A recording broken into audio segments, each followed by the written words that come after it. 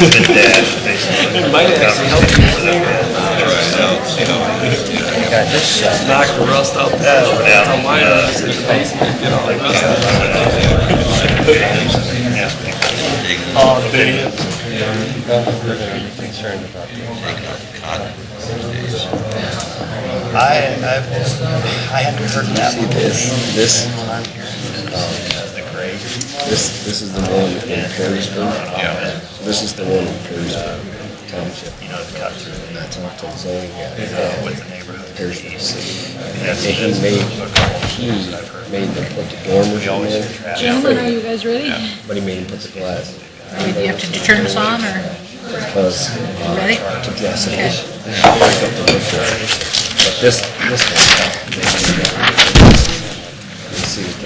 Everybody ready? He said, I would like to call the April 9th meeting of the Zoning Commission to order. Will you call the roll, please? Mr. King? Here. Mr. Sable? Here. Mrs. Emmeline? Here. Mr. Epstein? Here. Mr. Freeman? Here. And our first item of business is to approve the minutes of our last meeting on February 12th. I know everybody has received those. Do I have a motion to approve those? So moved. Have a second? Second. Motion and a second. Are there any additions or corrections to the minutes of that meeting? Hearing none, call the roll, please. Mr. Epstein? Yes. Mr. King? Yes. Mr. Sable? I abstain. Mrs. Emmeline? Yes. Mr. Abstain. Motion carries.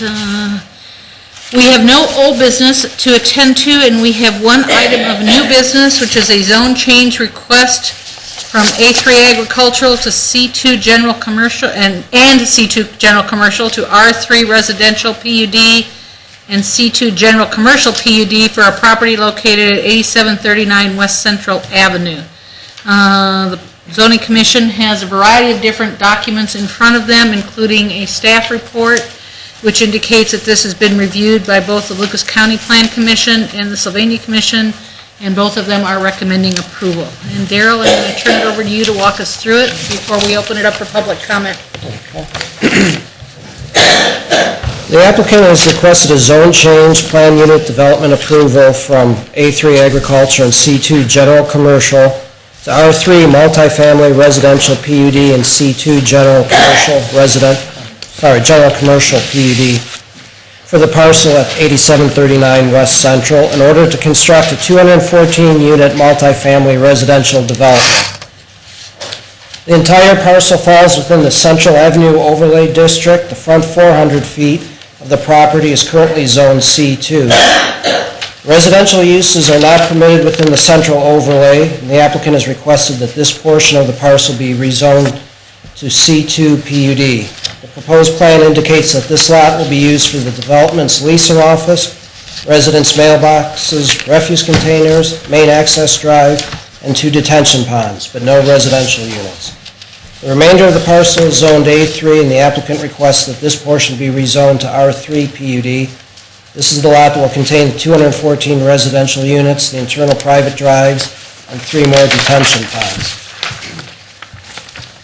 The proposed development will consist of 1-story ranch-style apartments with 4 to 6 units per building. Each unit will have a 2-car garage plus driveway parking for 2 additional vehicles, thus allowing each unit 4 parking spaces. Sylvania Township zoning resolution requires a minimum of 2 spaces per unit. Primary access to the property will be a boulevard-style drive on Central Avenue. An additional drive will connect to Mancy Drive on the east. An easement is proposed for another drive connecting to the undeveloped property to the west. Internally, the lot will have a looped, roughly figure-8 drive, all of the drives being private. There will be a public sidewalk in the front of the property along Central Avenue, and the internal private drives will also feature sidewalks. A significant part of the property is within the floodplain of 10 Mile Creek, thus necessitating the multiple detention basins. Any requirements of the Lucas County Engineer's Office or any other agencies regarding building in the floodplain must be met before construction can commence. This 214-unit development plan constitutes a density of 5.49 units per acre. Sylvania Township zoning resolution permits a maximum of 7 units per acre for an R3 PUD. Conceivably, this PUD plan could request up to 272 units. The Township zoning resolution also dictates a maximum of 40% of the gross parcel acreage shall be devoted to coverage by buildings, structures, streets, driveways, or parking. The proposed plan shows 39.6% of the gross acreage with impervious coverage. Additionally, a minimum of 15% of the gross parcel acreage shall be allocated to usable, accessible, and consolidated common areas, which may include recreational areas, ponds, detention, retention areas, or natural areas. The remaining 60.4% more than meets this requirement. Traffic impact study will be conducted as required by Section 2002 of the Sylvania Township zoning resolution, as well as ODOT and the Lucas County Engineer's Office. The proposed PUD meets all the remaining requirements of the Sylvania Township zoning resolution. Staff recommends approval of the zone change request, as the requested zone change is generally consistent with the objective of the current township land use plan for this area. And lastly, staff recommends approval of the zone change request be predicated on the applicant meeting all of the 47 conditions presented in the Lucas County Plan Commission staff report. Does anybody, member of the zoning commission, have any questions about anything Daryl's just said? So this is all going to be rental property. Right. Any other questions? Okay. I assume we have some people who would like to speak, since we haven't seen this many people in a long time. Why don't we do this first? Why don't we have the applicant, if you have anything to say, step to the podium. Make sure any of you who step to the podium state your name and address, because this is being recorded for public records purposes. And so we need that nice and loud and clear, your name and your address. But let's hear from the applicant first, and then we'll allow other people to make comments.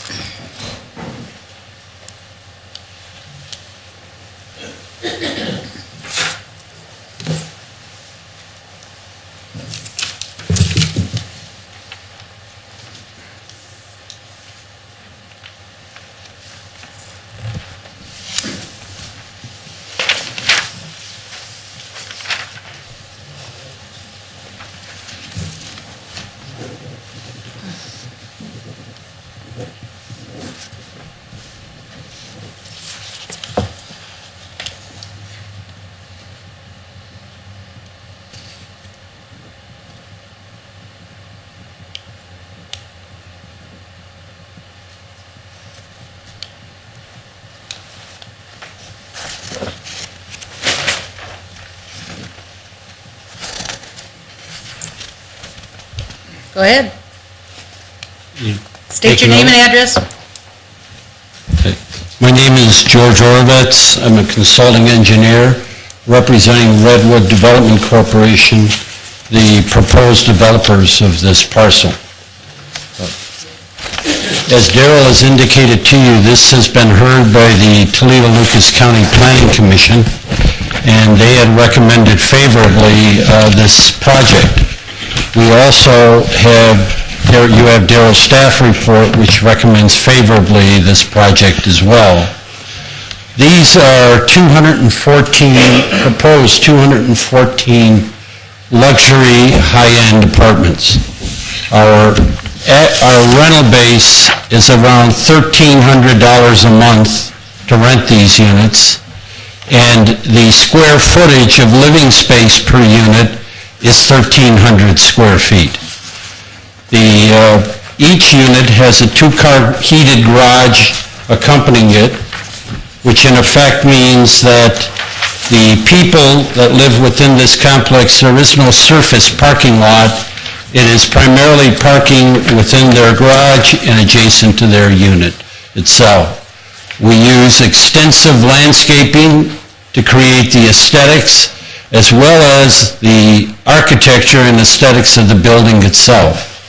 Within this area, or immediate area, we have a project in Monclova Township next to Deer Valley Subdivision, which is just south of alternate 20, or Deer Valley Drive, that runs parallel to alternate 20.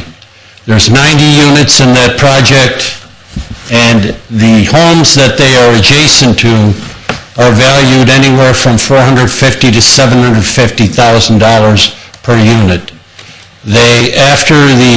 During the process of getting that project approved, as well as having it built, we have total support of those residents, and they're very pleased with what we've done in the project that we built in that area.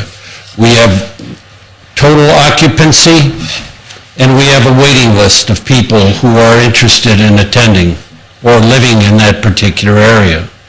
We also have a project in the city of Sylvania, in Perrysburg City.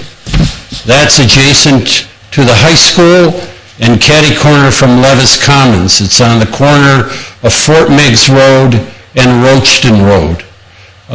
That's a 166-unit complex. That as well was totally built out, totally occupied, and we have a waiting list in that particular area. We have another one of 122 units behind the Coles and the Lowe's off of State Route 2023 in the Perrysburg Township. That project is also encompassed by a single-family residential development called Woodmont, where the homes are in the range of around $175,000, $180,000 homes. Our projects are well received within areas of that particular nature.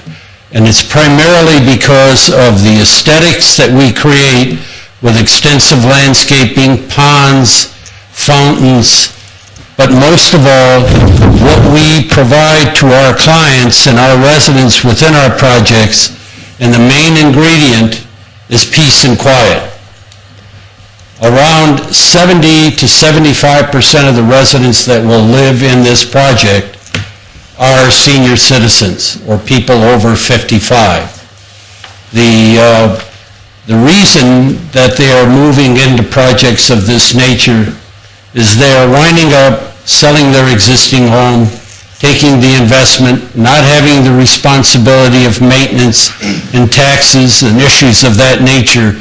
And when they do the math and find out that in reality it costs less to live in one of our units than it does for them to continue to maintain their own personal home. An interesting thing was on CNN News last night, and the reason these are so well received in communities is that the Social Security Bureau has been doing a study to determine how is the population changing in the United States. And they said that on this newscast that every day 10,000 people in the United States turn 55. That's about 3.7 million people a year turn 55. This type of unit is in high demand for them, primarily because it's a one-story unit. It's the peak of the roof, or the highest point on the building, is 20 feet. The entire building and the entire house is barrier-free. By that I mean there's no step from the garage into the house, there's no step from the front sidewalk into the house, and all major doors within the units are 36 inches wide. So in the event a resident becomes disabled or has difficulty maneuvering, they certainly, if they're in a wheelchair, do not have to relocate. They can stay within their unit and within their home. As you look at the site plan, you can see that we provide a great deal of amenity features like the water features that we have in this development and the extensive landscaping. Primarily what that provides for us is there are no tennis courts, there are no basketball courts, there's no volleyball courts, there's no pool, There's no clubhouse. Again, what that provides to the residents is a safe, clean, aesthetically pleasing environment to live in, and most of all, peace and quiet. These projects that we are building have been greatly received in any of the communities that we've gone to. We have been looking for a site in Sylvania Township. This particular site became available to us, and it fit from the zoning standpoint. It is consistent with your 2007 master plan. It is consistent with the development standards that you have within Sylvania Township, and it certainly brings, as Darrell pointed out in his staff report, a new item in housing in this township that is going to be consistent with the future trends that are occurring with respect to housing units that are available for people living within this community.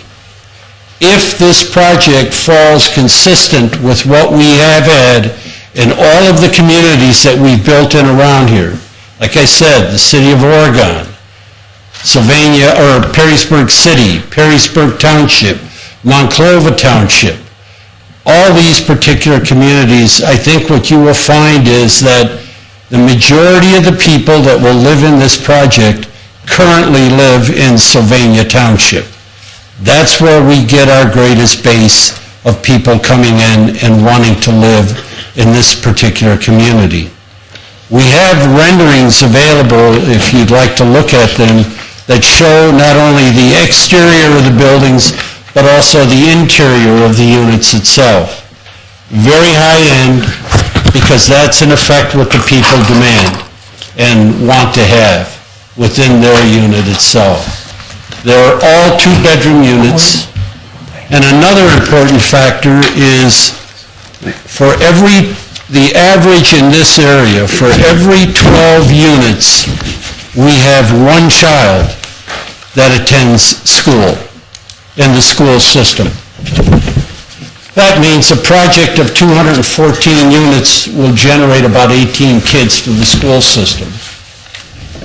If in fact this were developed, let's say, as a single-family residential development of the density that we have in the Stony Brook Farms subdivision, which is south of us, we would wind up with roughly around 90 lots within this project. 90 lots would generate in excess of 180 kids, based on the fact that the average is about 1.7 children per household. Some families have one child, some families have two, some families have three. The average comes out about 1.7 units. Prior to having any application filed with the township, I had met with the people in Stony Brook Farms, and I had met with a group of people that live in the Elmwood area to the east of us, to the property owners to the west of us, and to the north of us. And with respect to the people to the south in the Stony Brook Farms area, they embraced the development and supported it. The things they asked us to alter and change on the plan, we have agreed to completely, and that is the southern pond on the site plan, they want to be at least 100 feet away from their north property line, and we have no difficulty doing that. They also wanted us to make sure that from the existing tree line that is on their north property line, that the ground is going to be sloped away from their lots to ensure the fact, towards the pond, to ensure the fact that no water will drain on their property. They also want to be assured that by creating a pond in that area, it will not place their land or put them in jeopardy of winding up in a 100-year floodplain. That certainly won't, because the 100-year-old floodplain is oriented more to Central Avenue than it is to any of the property to the south. The material we're going to utilize from those ponds, we will be filling a portion of the northern part so that the units that are built in the northern section will be above the 100-year flood. We have to fill about 1.2 feet to raise that ground up above the 100-year flood. It's basically sheet flow, which is a spillover from 10 Mile Creek.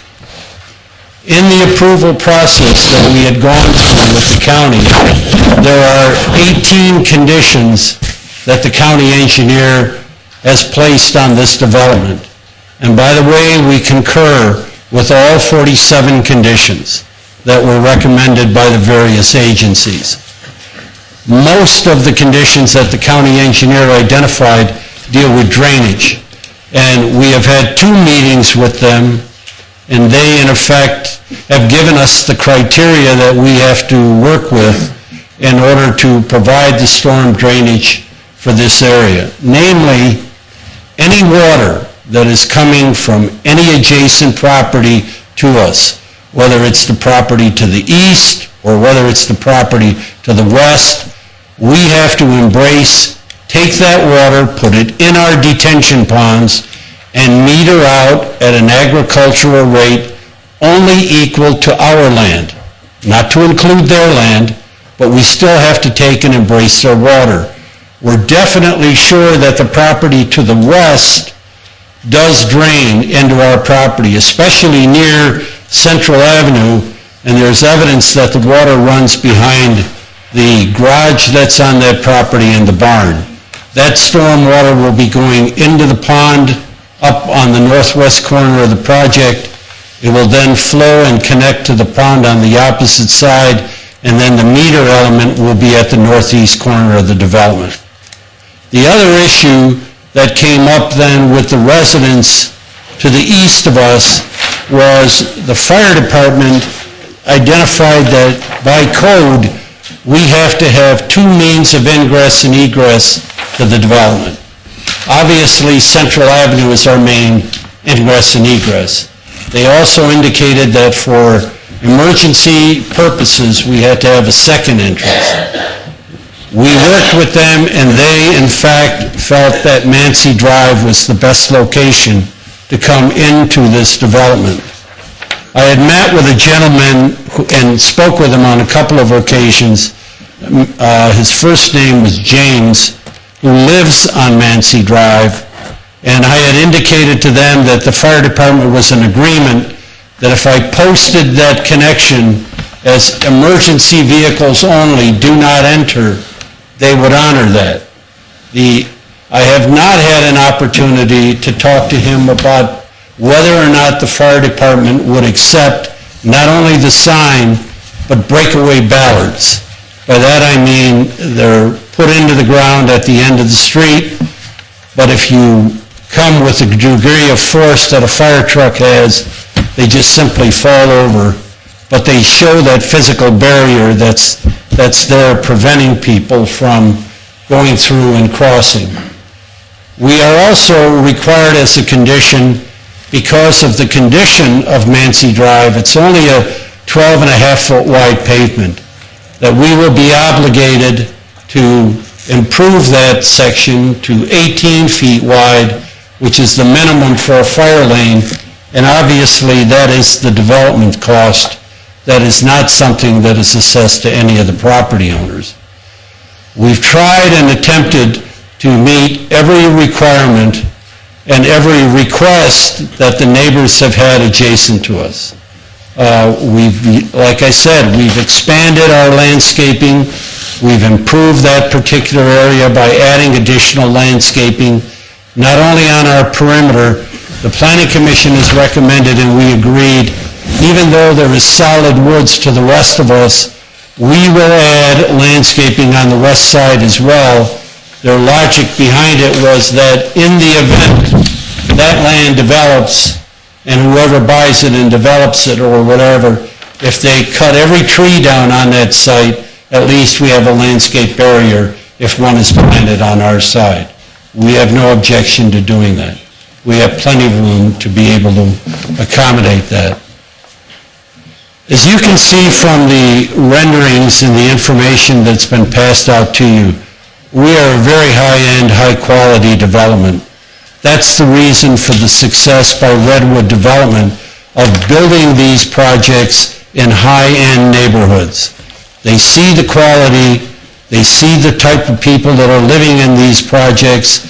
They are not affected by noise or by any sort of pollution situation. They have very, very quiet neighbors, and it actually and definitely winds up being an enhancement to the neighborhood as opposed to a negative. This is primarily in a transition zone, which means from a transition zone from Central Avenue, you couldn't have in a transition zone, you could have warehousing, you could have retail in that particular area. But what we are proposing is a residential community of a great deal of quality and peace and quiet. I hope that you see that this is a very, very valuable and an asset to this community. It will be approximately in total somewhere in the range of a $20 million investment in Sylvania Township, and we're asking for your support for our project. Thank you. Are there any questions? Can I ask you a question? Not at this time, just wait a minute. I also have Mr. Richard Batt with me and Kelly McIvory. They're both from the Redwood Corporation, if you have any questions of them as well. Are there any questions by members of the Zoning Commission before we open this up for further comment? I have one on the renderings. I spoke with Brody Walters down at Perrysburg City, zoning administrator, and talking with him, he had no problem with working with you guys, said you were very cooperative. There was some issues on payment of fees.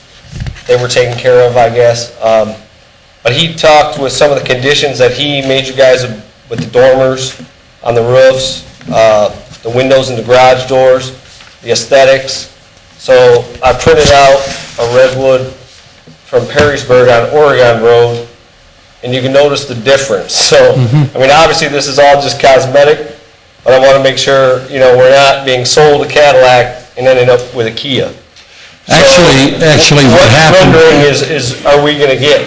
You're going to get the Perrysburg City Plus. Okay. We've added even more amenities to it since we did that project in Perrysburg City. The one in Oregon next to Little Sisters of the Poor was the very first project that we did in this area. And obviously, from the demand and from the comments that were made by the residents themselves in the complex, they have upgraded. The second project we did was in Perrysburg Township. You can already see the changes and an awful lot of total different look of the units themselves. Monclova got even higher. Perrysburg City got to a higher bar. What we intend on building in Sylvania Township will be even higher than the one we had in Perrysburg. And that's generated by demand by the residents. And also in any of those other neighborhoods, was there any floodplain involved in any of those other projects? No, there was no floodplain. No, none of them experienced anything in the way of a floodplain.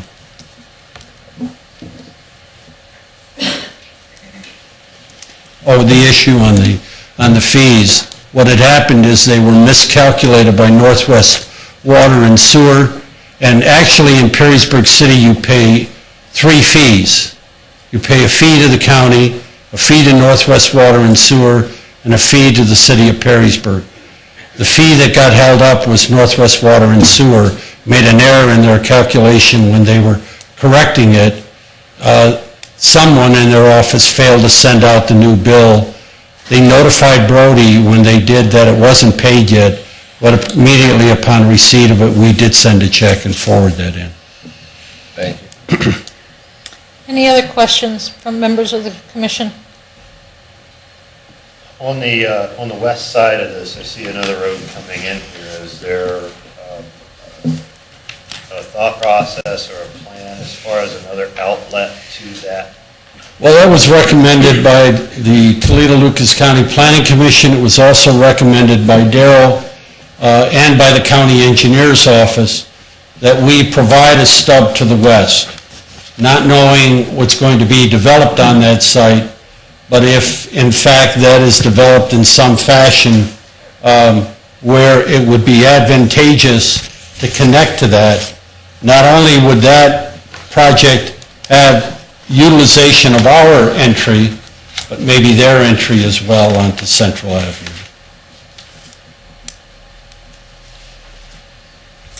Other questions for the commission? Okay, thank you. Thank you. I assume many of you wish like to offer comments or whatever. We'll let you come to the podium. Again, state your name, state your address. Since we might have more than one, we'll ask you to try to be concise in your comments. And if somebody has already sort of covered the same ground and you just want to say, yeah, I agree with them, that's fine, but we don't need to necessarily, for your sakes and ours, because it's a nice sunny evening, hear the same thing over and over again, if that makes any sense. So who would like to address the zoning commission? To the podium, you can form a line. You have a question, sir, or you just wanted to speak? Okay, we just need to form a line over by the podium.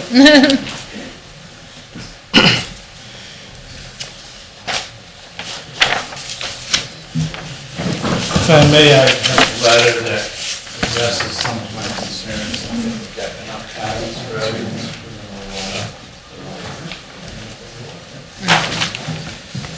Go ahead. And my concerns mainly... State your name and address, please. My name's Jeffrey Lublin. My wife and I own the property immediately to the east of the subject property. And my concerns mainly deal with the issue of flooding and whether or not this development will exacerbate the problem. And there were comments that Mr. Orvez just made addressing concerns that the neighbors to the south have with regard to runoff, but there was no mention with regard to what is going to be done to prevent any runoff so that any runoff from my property would go onto their property rather than theirs onto mine. And especially since they're raising the elevation of their property, and currently mine is higher than their property. So any accommodations made to the neighbors to the south, I would request also be made to myself and any neighbors to the east. And also, there was no mention with regard to the access off Central Avenue. I know that Mr. Orvez, I hope I'm pronouncing his name correctly, did mention that when he had a meeting with the neighbors, but right now it's only 2-lane, and it's very dangerous when people stop with all the semi-traffic to turn left there, whether or not they're going to be rear-ended, so hopefully that would be addressed.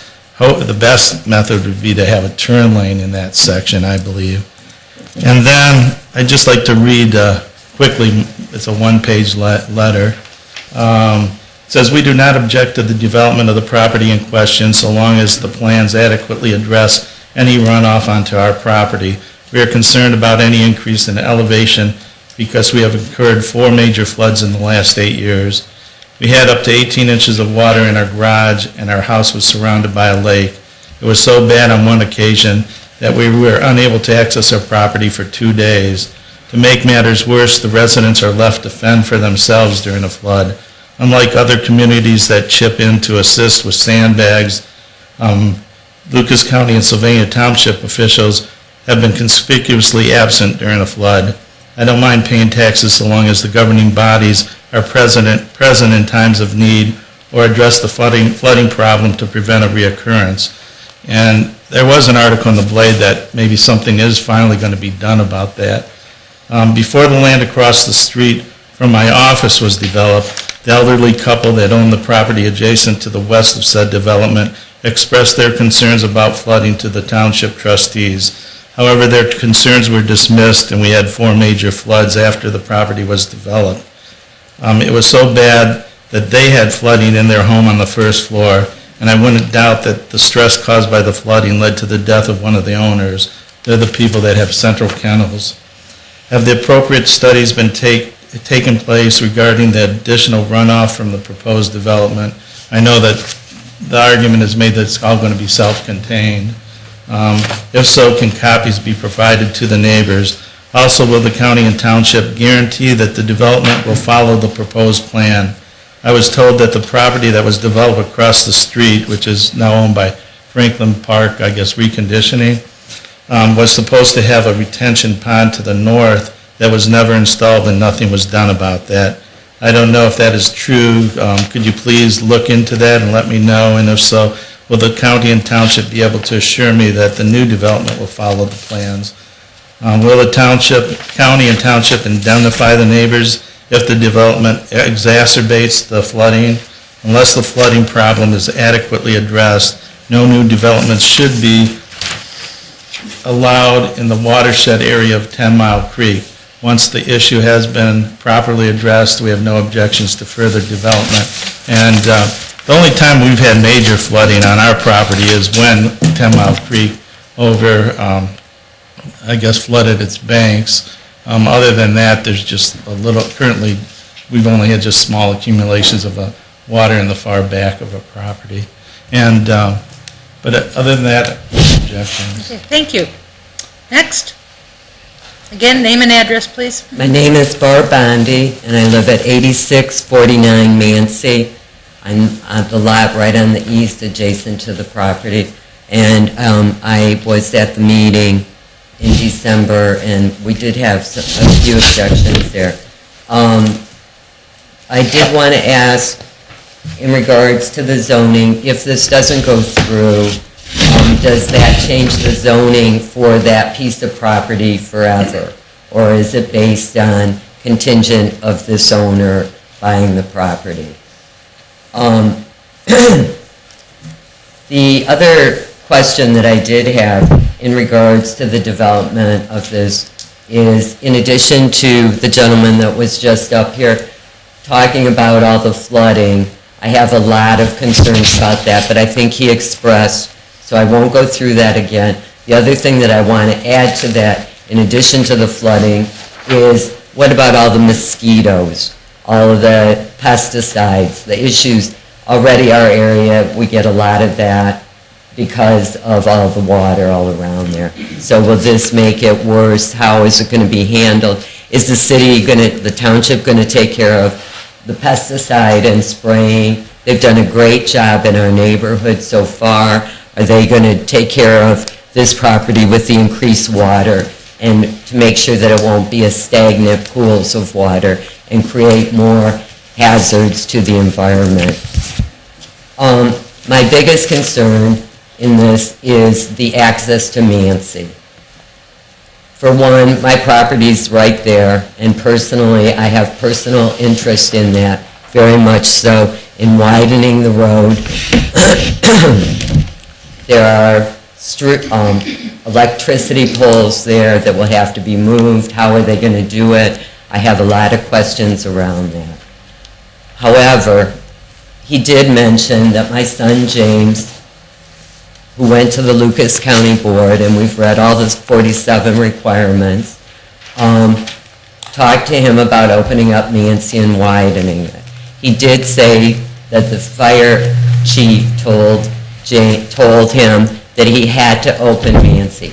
James called the fire chief himself, and the fire chief told him that he did not say it had to be Mancy. He was told that that was given to him by the developer. He said he did want an access, but that it didn't have to be Mancy.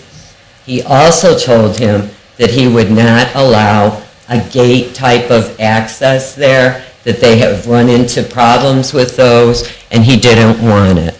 The concern I have for our neighborhood is the traffic. The increase for 214 developments, because we all know you try to get out on Central, there's going to be a traffic jam, people not wanting to get out, trying to rush to get out. They're going to turn down Mancy and cause more and more traffic. We have a horrible problem with the neighborhood from Tiffany Village going down Elmwood. Excuse me. The other day, I was sitting at Mancy, going east. It was about 7, 12, 10, 7, 11, something like that in the morning. It was still dark. I sat there. There's a little girl standing at the corner of Elmwood and Mancy, and she was waiting for the school bus. There were 6 cars that sped by. They were going at least 50 miles an hour. And I'm sure they were the high school kids trying to rush to school. I flashed my lights at them. Not one of them slowed down. And this isn't the first time that's happened. The traffic that is going to go into the neighborhood, and the streets are so busy with the car. And it's not busy all the time. It's peak hours. It's in the morning when the kids are going to school. It's in the evening when people are coming home. Or if there's activities going on at the schools, they use that as a throwaway. And I see that that's what they're going to do there. Why can't they open up a different route? There's been some suggestions. Why not take it up closer to Central, up in this, by the property that's empty up there where the motel was, put it in here. You know, he said, or I had suggested back here, but they said that wasn't an option. There has to be another way than to put the traffic into the neighborhood.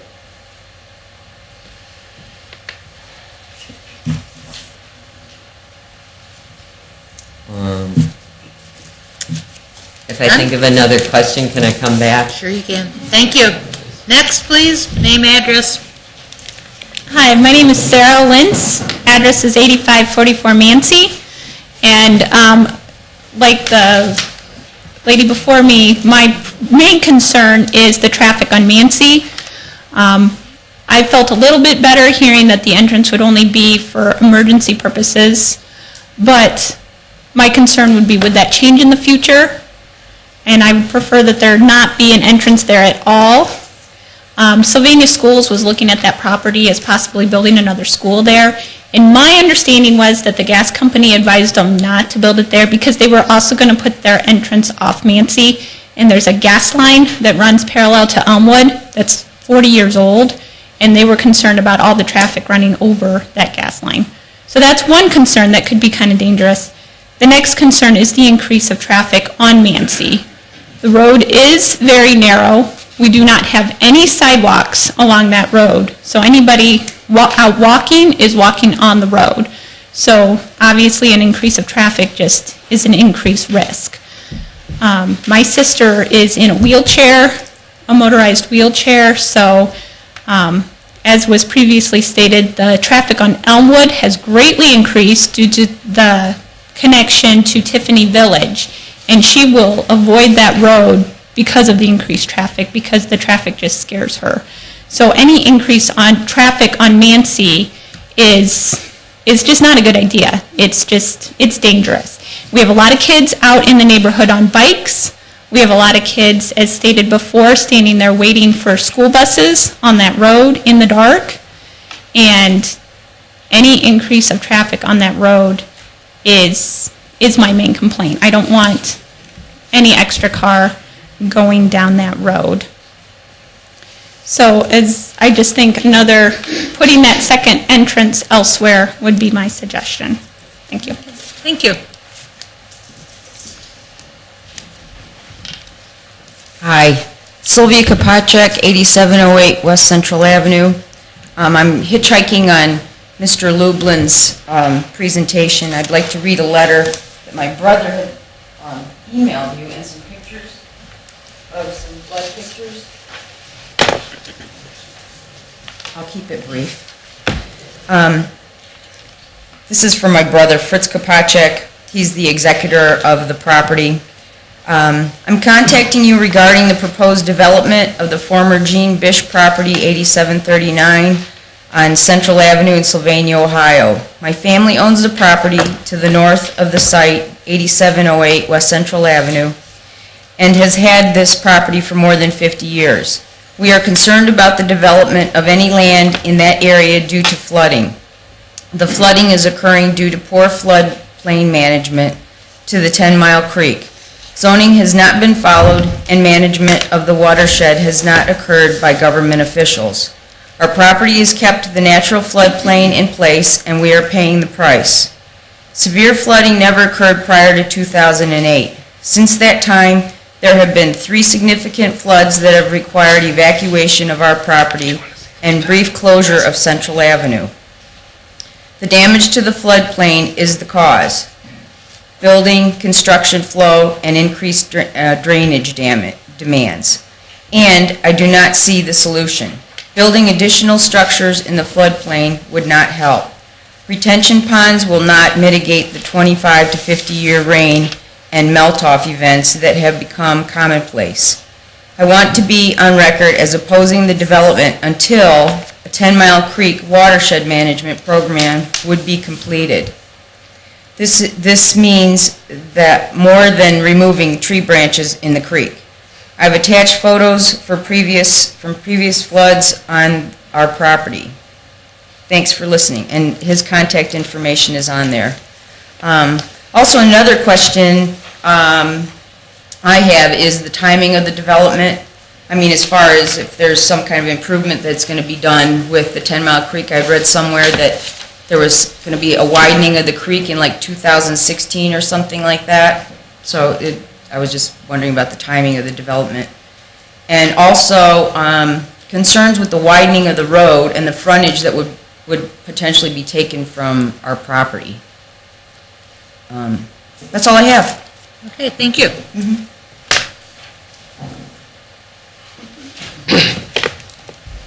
Steve Strayer, it's my mother's property at 8827 West Central, which is west of the development. A couple people before me pretty well covered things, but apparently, other than Tom Cree, which I know lives out in the area, folks don't seem to realize the flooding that occurs out there on Central Avenue and how it crosses at her road, goes behind all the properties on the south side of Central, crosses back over just at that property or a little to the east of that, and by you letting him come in and raise the floodplain, which he says is coming in a foot and a half or whatever, how that's going to resolve any of the neighbors' problems with flooding when you're letting them fill that up, and then they're going to meter out water when that 10-Mile Creek floods. There's no way that you can meter out water from a retention pond into the sewer because the sewers are all backed up and it's all surface water draining from one side of the properties to the other. So it's not going to work. And like I said, things have been addressed to a couple of different people, but I'm just here to say that I'm concerned about the whole thing myself. And, it's all well and good to come in and propose a nice development, but, you have to solve the problems in the area before you start filling floodplain. And that's about all I have to say about the thing. Okay, thank you. My name is Karen Lentz, and I live at 8544 Mancy. And I won't go through everything again because I just want to kind of say yes to what's been said, especially the increased traffic on Mancy. He said several times that we want to build this for peace and quiet for these people. But in the process, it sounds like you're going to ruin our peace and quiet if you're going to run all this traffic through there. Now, I'd be okay if we could set up a barrier for emergency personnel only, but she was saying that they said no. I mean, I don't know. I would be okay with that, but our streets are narrow. There's no street lights, no sidewalks, and for kids in the area, it's just dangerous, especially school bus time, because, again, several of us have said that the traffic on Elmwood is terrible. They fly down there. I called somebody, and I can't remember what office, to see if we get a four-way stop at Mancy and Elmwood. I was rudely told, we're never going to get it, don't even ask. And I don't know why. It makes sense to me. At least those cars would have to stop, and they couldn't. It's because it's a straight shot. They just get off and they zip down to Central. So I don't know why we can't even, and whoever it was not very nice to me and just said, don't bring it up. It's not going to happen. Why not? A stop sign would be a low-cost solution to, unless you want to give us a policeman 24/7, I would take that too. Anyway, my big concern is increased traffic on Mancy. Thank you. Thank you. Sir, I think you wanted to speak too? Well, I'm going to just tell you something off of what you other people. I'm just going to tell you about Central Avenue. Okay, we need your name and address. I'll tell you that. I'm John Watkins, 7256 Oak Hill Drive, Sylvania, Ohio. I had some property on Central Avenue east of Centennial Road. And we sold that a few years back, but I wanted to tell you that the trucks went by there so fast, and that's 4-lane road. Now, when they get out here, they have nowhere to go except 65 miles an hour or 60. And if that's not 4-lane out here, you're going to have a major, major problem because they won't be able to turn. When they get home, they won't be able to get out in the morning. And I checked a few years back with the trucking companies. From Chicago to Detroit, and Detroit to Chicago, all the trucks that were on the turnpike 8 or 9 years ago, 20% of them are now on Central Avenue because they don't want to pay for driving on the turnpike. So you are going to have a major problem out here if they don't 4-lane that. That's all I can say. And that follows that gentleman there that talked first. I just didn't want to say too much, but I just wanted to tell you that the trucks go down there 60, 65 miles an hour all the time. And they do that. Thank you. Okay. My name is Mark Stassa, 2926 Elmwood Drive. I know that the drainage pipes that go past my house on the other side of the street, they come from back Tiffany Village area. That when it rains, they're solid. And I live kind of up on the hill, and right after my house, it goes down, and then there's like 5 acres of yard, and a lady lives down a ways, and her house used to get flooded a little bit. Well, now it gets flooded all the way. She's in a wheelchair, so, and it keeps getting worse. I grew up west quite a ways, out past the golf course and stuff, and back in the 60s, I can remember as a kid that flooding by the golf course, and all the way up until recently, it's never been so bad. It's gotten worse. That if you build property up higher, you're going to have a bigger mess. I guess it keeps creeping towards Centennial Road, getting worse. I don't ever remember it being down that far, but I know that a lot of people live in those houses for a long time, and they probably won't be able to pretty soon. And then the traffic that goes down Elmwood's ridiculous. I live probably, I don't know, 1/8 of a mile before Central, and they must go by our house 70 miles an hour. How they stop for Central Avenue, I have no idea. But if you open up Mancy, you're going to have, I can't believe that somebody hasn't already been killed or a kid's been hit or something. I don't have kids, so I don't worry about it, but if I did, I'd be out in the front yard throwing stuff at them. It's a big problem. You call the police, they come out there once in a while. I've seen 2 people pulled over in 3 years I've lived there. It's like you pay more tax dollars, I guess you don't, you can drive as fast as you want. That's all I got to say. Thank you.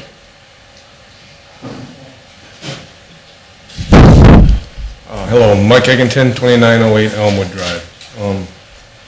He's basically said everything I wanted to say. I'd rather not see a multi-unit complex back there. I'd rather see single dwellings. And I don't want to tie into Mancy at all because of the traffic. It's just nuts. Because I'll go out there and I'll slow people down. I'll stand out there and piss them off. Because they'll do, like you said, they come out of that neighborhood flying, or they'll come off of Central Avenue flying. I just don't want to see it because they have the kids out there at the corner and stuff like that. I have no kids, but I like the kids around my neighborhood. So thank you.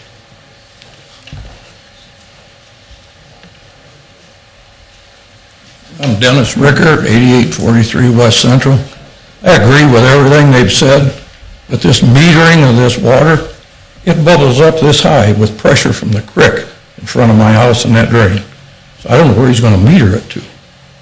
I mean, it's all coming back. That pressure's terrific. He isn't gonna get rid of any water. It's just gonna pile up.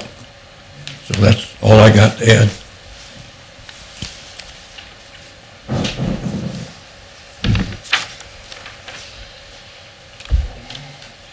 Jan Bradley, I live on the southwest corner of Mancy and Elmwood, 2835 Elmwood, and I just wanted to agree with those who have said that Mancy is not a good secondary entrance. I think it would become a main entrance. Everybody on Mancy now goes as far east as they can to avoid Central Avenue before they pull out onto Central Avenue because of all the trucks and things, and everybody would do that out of this development. If they were allowed to do that, they would avoid Central Avenue and go east on Mancy to Villa or Davidson and before they went out to Central. So I think it would become, unless it was prohibited and enforced, it would become a main exit for this development.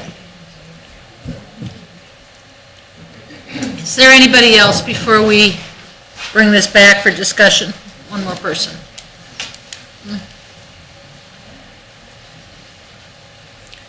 Hello, Lori Lewis, 2633 Villa Drive, which is 2 streets east of Elmwood.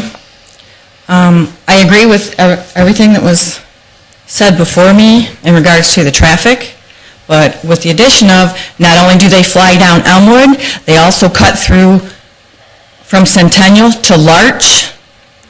I live on the, Villa is a dead end. It is the one street that does not go through to the Stone Oak and Tiffany Village and all that. It's my understanding that there's a easement back there that, you know, that they cannot cross, thank God. But they come off of Centennial Road, so if they're not flying down Elmwood off of Central, they're cutting through from Bancroft or turning south off of Central onto Centennial and then cutting through Larch, you know, heading west on Larch and then back to Elmwood through to get to Tiffany Village. So not only is it going to be detriment to add traffic there, there's already a traffic problem. Again, they not only fly down Elmwood, they fly down Larch. I live on a dead end.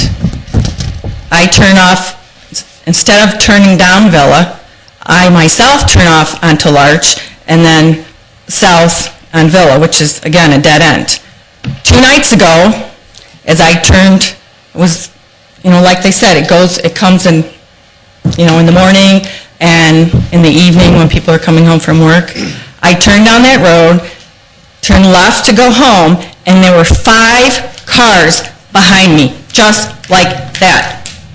Okay, I'm like, wow. And I looked at the clock, it was like pushing 6 o'clock. I could not believe the traffic that was behind me. I grew up there. I was born and raised. I bought Parents Homestead. My father built a house across the street, since passed now, but same thing. You know, it used to be a wooded area, private dwellings, low traffic. Of course, we don't have sidewalks. We don't have traffic lights. Thank God my kids are raised, because I feel for these people that are in the wheelchairs and the young children. I have nephews that live right across the street. I take him down the corner to the bus stop for fear of the traffic, of him getting run down in the morning on Larch. I don't think there's anyone here, does anyone here live on Larch? There's only a few dwellings on Larch, but again, the cars just fly down Larch. And I agree with the man about the truck traffic. 15 years ago, at least 15 years ago, I was headed west. I came through the intersection at Central and Centennial. I went to go south onto Villa, which is the first street west of Centennial. I had a semi on either side of me that almost sandwiched me. And I was in the turn lane to go left. Semi flew through the light, and instead of merging back in to let me turn, he went to the left of me. And they almost, I thought I was going to have a heart attack. By the time I got home, I shook for at least an hour, because the 2 semis were sandwiching me and all I was doing was turning left. So I agree with the truck situation, I agree with the traffic, and and whoever brought up the situation about the school, if they didn't want to build a school there because of the pipeline, why would they want to build a development, and especially for older people, in light of gas running underneath the development, for fear that something happened? So, like I said, I'd like to agree with everything for me, and hope there's some better consideration of this project. Okay, this is Elwood. This is right where he goes back to the village. Yeah, my name's Keith Carter. I'm Mrs. Lewis's brother. I also grew up on Villa Drive. I currently own a lot on Davidson. I'm looking to buy another lot on Villa Drive, but I don't really know if I want to sometimes. It's old money in that neighborhood. People have been paying taxes over there for a long time to support Sylvania Township. You got new money coming in over there.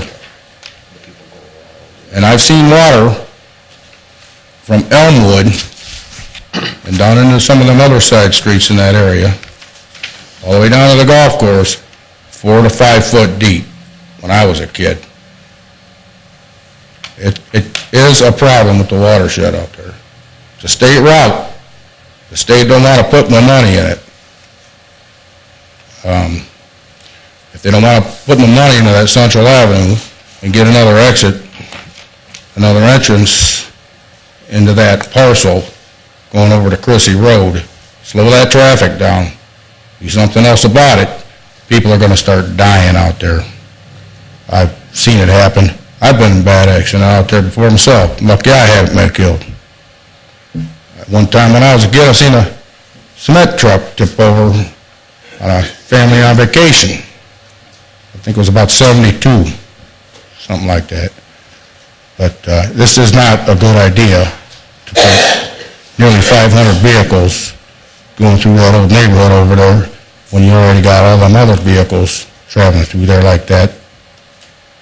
There's old money in the neighborhood, and the new money coming in don't respect the old money.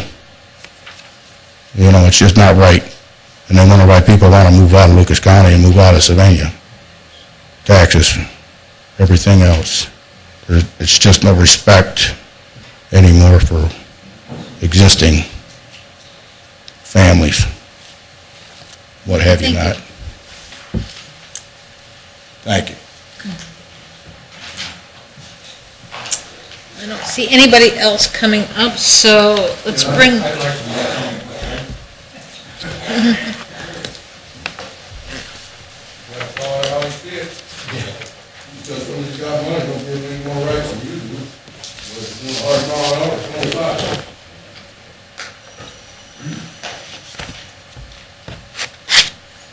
Go ahead.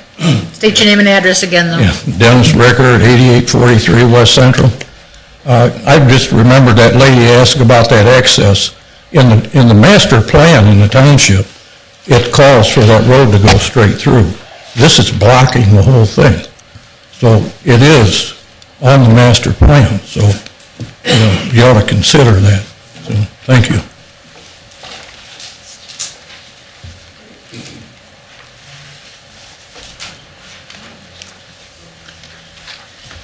On that access to Tiffany Village. Okay. See how they like it. If I can summarize here, we seem to have flooding is a major issue, is a concern. Traffic on Mancy and Central is a major concern. Traffic in general.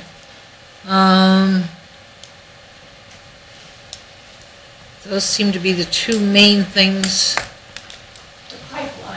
The pipeline, gas pipeline. Gas line, yeah. So we've got the gas line, the flooding, and traffic. And I know there was a mention of the mosquitoes and the pesticides. Elmwood The traffic, that's what I said. It doesn't fit in your master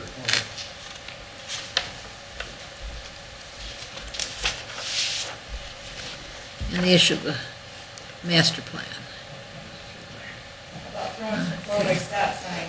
So we've got gas line, flooding, traffic, Mosquitoes, pesticide, not consistent with the master plan is sort of our major issues, probably to focus our discussion around.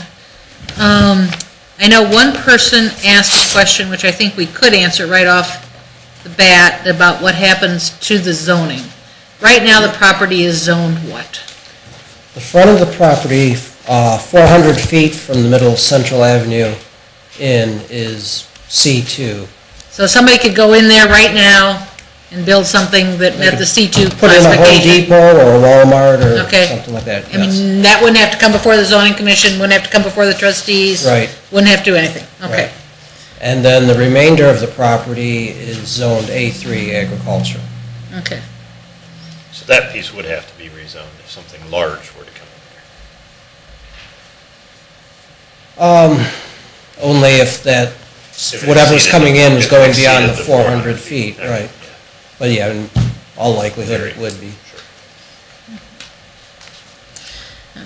The rezoning request is for a PUD. Right. So it's basically project-specific. And if the project is not built, if I remember our PUD discussion, in within a specified amount of time, the 5 zoning years. reverts to this original, Well, it doesn't automatically Yeah. revert, but we can. we can start that Township process. could start the process of rezoning it either back to the original zoning or to something else. Because when you approve a PUD, we do have some time limits to get the project going, right? 5 years, yes. 5 years. So if that answers that question about what happens. And the process is, we have a discussion, we hold a vote, then we'll go to the trustees, they will have the same discussion and hold a vote. They're the ones that approve the final zoning. So just so that's clear to everybody. But that, the process isn't done here tonight, okay? Gentlemen, comments, or do you have, you want to offer some? If I may? Sure, go ahead.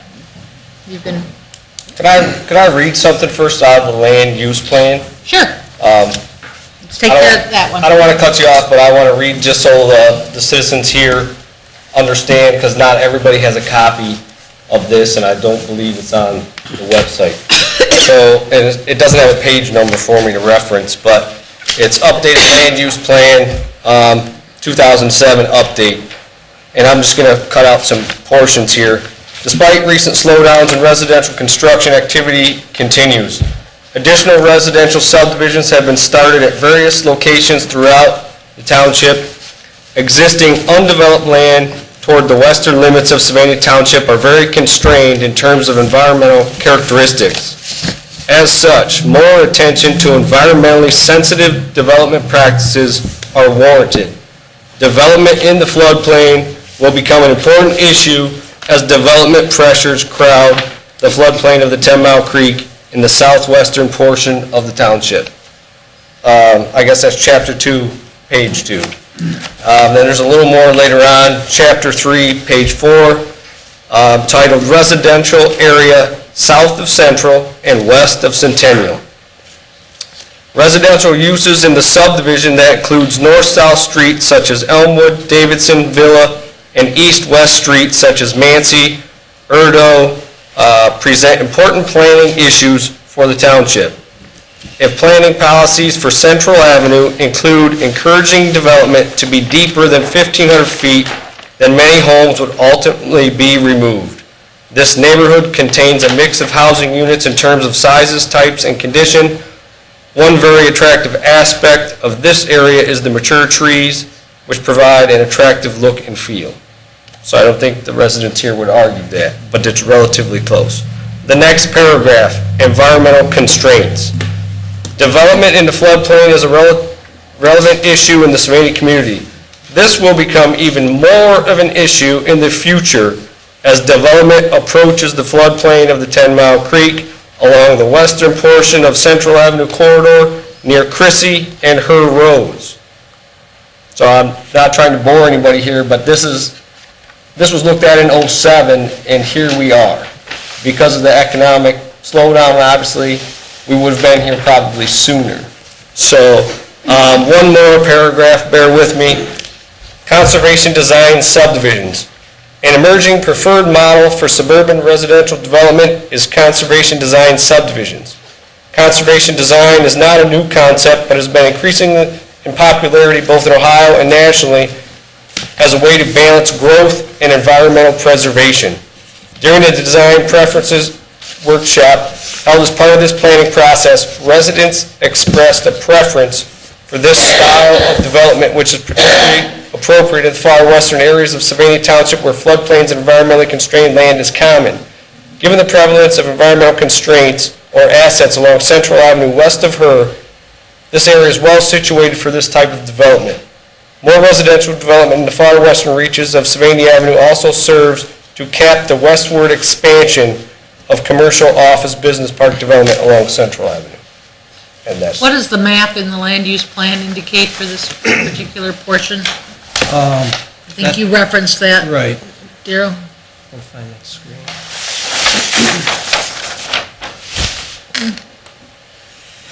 The front portion is transitional, commercial and mixed use, and the rear portion is low-density suburban residential, between 2 and 6 single-family units per acre.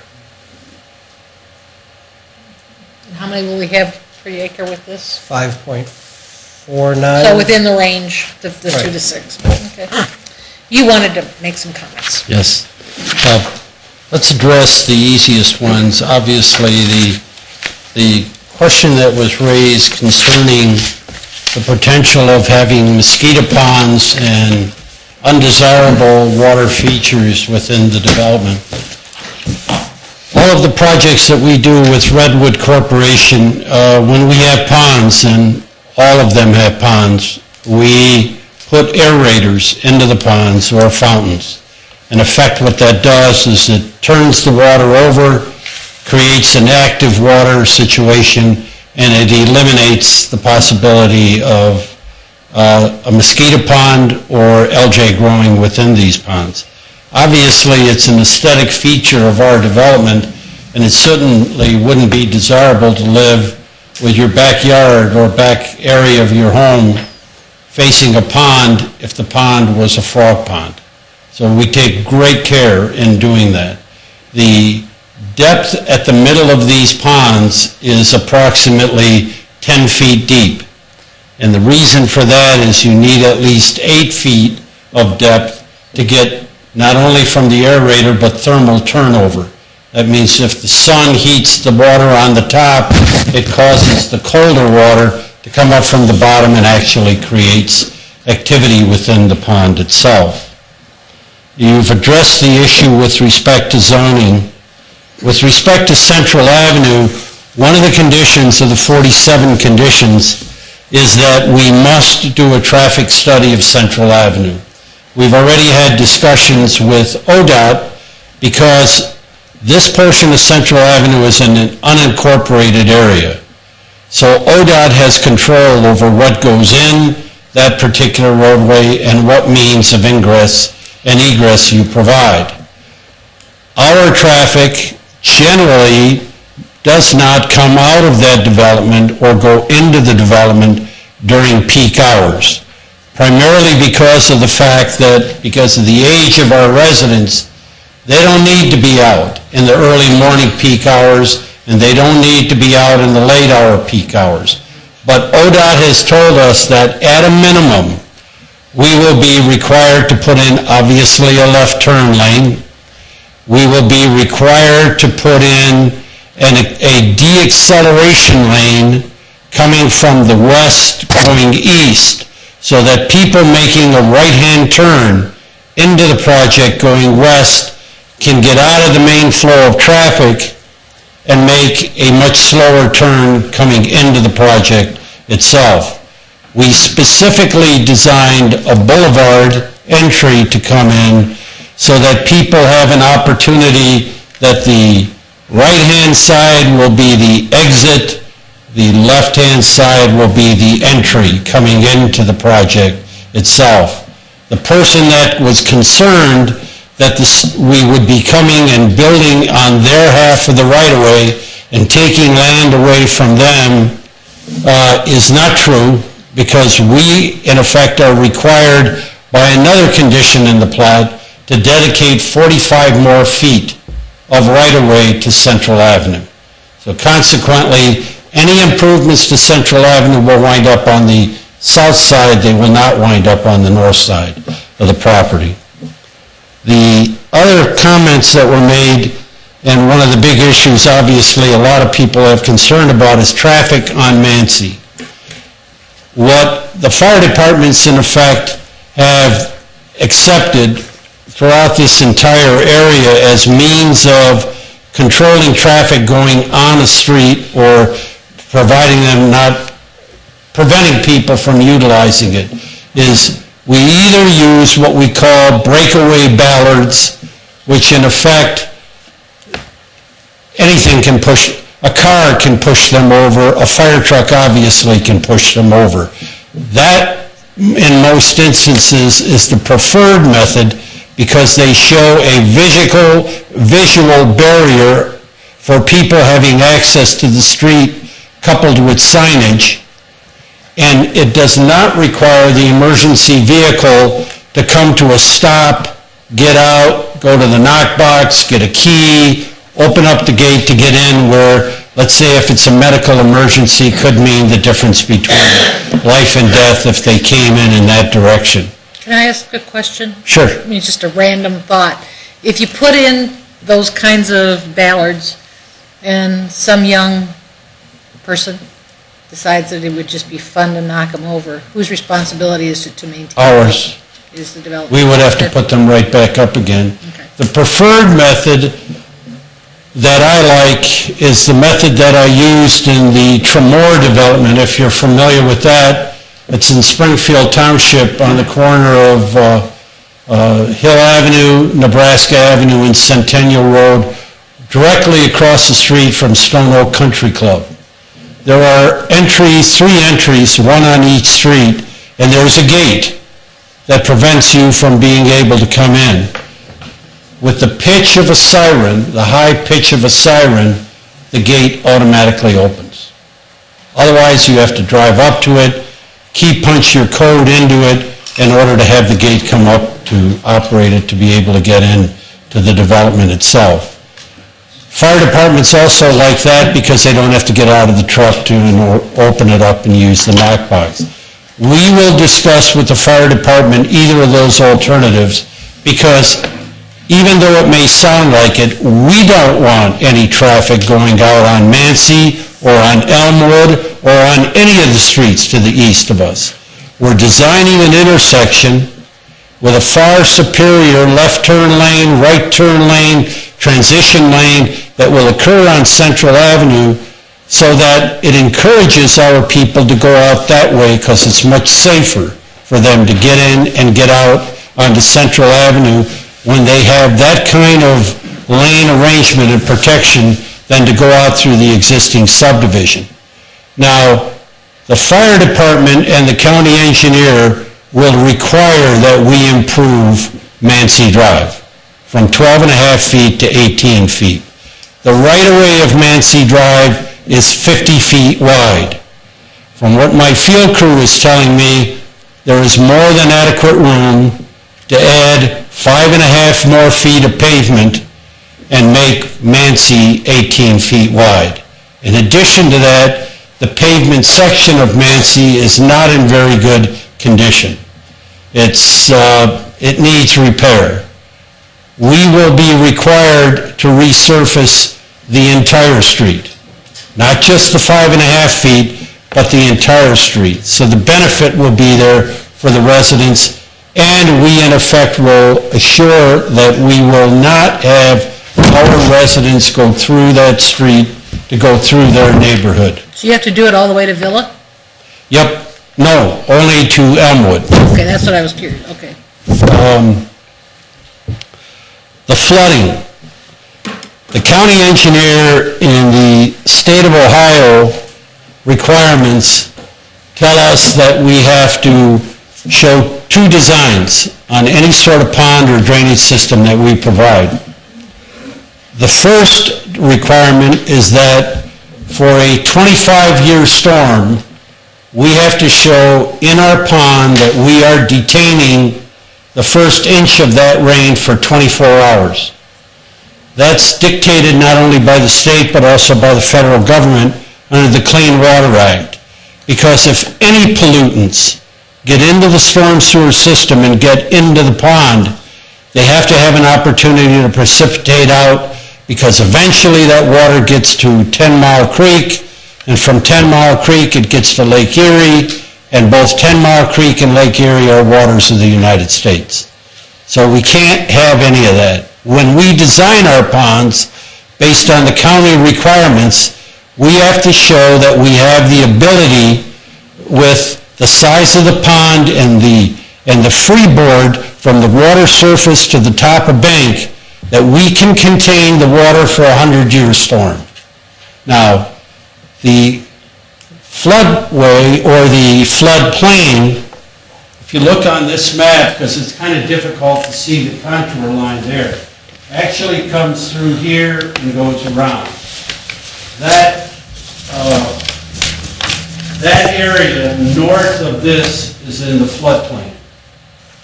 We are not raising the grade of anything in the north 400 feet, because what we're doing is we're grading this property so that the water will go into our ponds. We are only filling the area in here where there will be living units. And the state requirements and the county's requirement is that whatever volume we fill, we have to excavate so that we replace that volume to the floodplain, that we're not taking it away and reducing the storage capacity of a 100-year flood. Again, another reason why the ponds are going to be there, so that they can in fact replace that volume that will occur.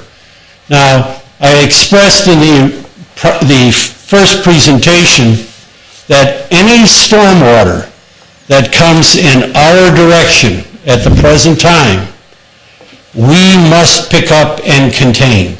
I know for a fact that near Central Avenue, I can see the path of the water that's been cut into the ground that goes, as I said, behind that barn, behind that garage, and eventually heads towards the northeast corner of the property where there's a tile that goes under Central Avenue and goes to 10 Mile Creek. That tile, the people are absolutely correct. When 10 Mile Creek goes up and floods its banks, no water is going to get out of there. But in effect, what I'm providing is that instead of that water continuing to sheet flow and then backing up to the residents that live in the development of Elmwood or Villa Farms, that will wind up being contained in our ponds. It'll reduce that amount of water. And whatever water may have come from their subdivision, if it's flowing in our direction, will in fact take place and come in our project, be detained in our project till after the storm subsides, because any flow system or pump system that we have in our project, if 10 Mile Creek has exceeded its banks, the water's not going anywhere. It's staying right on our property, and it'll be contained in that particular manner. I can't give any more protection than that. I've got 4 agencies that are going to look over this, and I have to assure all of them that I'm taking care of those problems. FEMA as well is involved in looking at all of these data that we have to submit to the county, to the state, to the feds, and to FEMA as well. Let's see, what else was asked? Can you comment on the gas line? Oh, the gas line. Well, the gas line's been there for a lot of years, but, I mean, Darrell, if you could show the map to the Stony Brook subdivision to the south. That same gas line runs in those people's backyards. You can see how it comes right through, and then it goes into the rear yards of those particular homes as it goes further to the south. That means the back of those homes is about the same distance as our units on the east side will be from the gas line. I've worked with these pipeline companies before, and when you have a gas line as old as that one is, in effect what you need to do is they require that you build up, you can't build up much, but build up a little bit on top of the gas line, and then you pour a concrete pad. So any vehicle going over the top of the gas line, the load is distributed rather than a point load that will put pressure on the gas line, and then they allow you to cross it. You can only cross it at 90 degrees. You cannot drive continually over the pipeline, and if you watched anything in the news and followed the gas line that went through the Costco property in the city of Perrysburg, you understand why they're relocating that, because their whole parking lot was on top of the gas line. We will only be crossing it in that one instance, and again, whatever means that the fire department will be satisfied with, we will put that type of barrier so that none of our residents go into Mancy Drive. We don't want them to drive on that area. We don't want them to go in and contribute to any problem they may currently have as far as traffic is concerned. We want to contain all of our traffic on our own property. That's, again, another reason we put a boulevard entry in, is that in the event, let's say there's an accident on one side of the entry, the other side is still available for emergency vehicles to go in. And we've taken all those things under consideration as far as our design is concerned. And when you read the 47 conditions that are identified by the various agencies when they reviewed this at the Planning Commission level, you'll see that they also address this. Oh, there's one other issue, and I believe, Mrs. Hemlin, you made the comment, when you approve a PUD, you are approving that plan. If you attempt to deviate that, you have to come back to the Planning Commission, back to the Zoning Commission, and back to the trustees to do it. That's the guarantee you have that what is before you will in fact be built. Not only the configuration of the road, the placement of the units, but also the landscaping and all the other conditions that are imposed upon it. You have all the guarantees that are necessary to build a complex such as this. And you're proposing this in 3 stages? Yes, it'll be built. Middle part, upper back part, middle part, then the back part last. The ponds probably will all be dug at one time to provide the storage that we need. And to provide the fill that you need. Pardon? I said to provide the fill that you need. I really don't need all those ponds to do the fill. I can raise the area that I have to raise out of the 2 ponds in front. The rest of it is basically for aesthetics. And it'll be utilized, the dirt will be utilized for mounding and other particular amenities that will go within the development. We've also, in fact, been contacted by several of the contractors that are going to be working on the I-475 Central Avenue interchange and the one where 75 and 23 come together because they need a ton of dirt for those particular amendments that are going to be made to the interstate, and they wanted to know if we were giving any of our dirt away because they'd certainly like it and to take it. We haven't made that determination, and I have to make the calculations to see how much material I'll need and if we have any in access. But our intention, I can't emphasize that enough, is we are not going to shed any water on anybody adjacent to us. We're going to relieve, not entirely the entire problem, but a great deal of the problem, because we'll be retaining water coming from the west that goes on our property or coming from the east. Since I worked for the county for a number of years, and I was their sanitary engineer for years, a lot of the storm sewers in the old Ville Farms development were put in probably around 1919, 1929. They were way undersized for what we have today. Probably either 8, 10, and 12-inch storm lines. Probably a lot of them have deteriorated or are plugged in need of work. So when you have development that occurs that utilizes those storm sewers, obviously, it's not capable of taking it. All of our water is being contained on our site and will go to an outlet that goes directly into 10 Mile Creek. And if 10 Mile Creek starts to flood, we have the capacity to contain it on our property and not put it on anyone else's. Was there anything I Other missed? questions for the gentleman? I have something to add. The 10 Mile Creek situation, did it overflow this year with the volume of snow? Reason is it didn't is because if you go west on 10 Mile Creek, the townships and the municipalities all have cleaned that out. I know Metamora floods like you wouldn't believe. It didn't come up.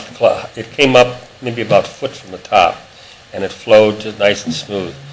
So for the people's information, this is not the problem. The problem is the townships and the villages and so on to the west. As long as they keep the creek clean, water will run. And you're going to be able to maintain quite a bit in these front ponds before it even reaches 10 Mile. Right. As long as they keep that thing clean, there shouldn't be any problems. Any other questions, comments from members of the commission? Here's what we're going to do, okay? We're going to give no more than 10 minutes, okay? For anybody who wants to come back up and offer brief rebuttals, okay? But let's keep it brief. I saw, 3 hands? You got to come back to the podium, state your name, your address. If you have those quick comments, and then we're going to talk about it, okay? So who wanted to come back?